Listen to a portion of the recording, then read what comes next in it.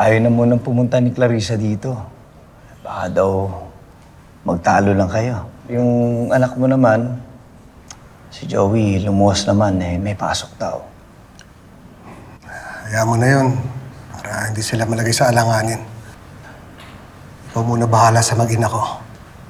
Pakibantay mo sila. Di mo na kailangan sabihin yun, Miguel. Matik yun, pre. Pati ikaw, huwag ka na rin bumisita rito.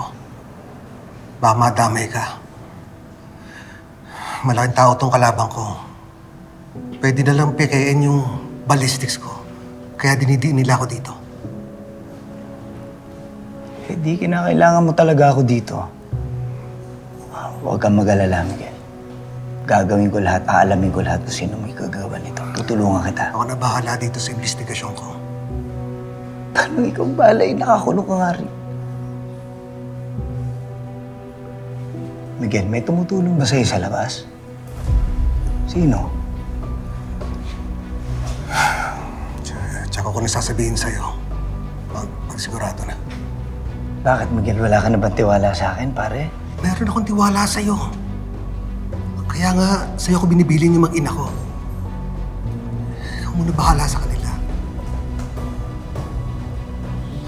Pakisabi sa kanila, pag naayos na ang lahat, babalikan ko sila.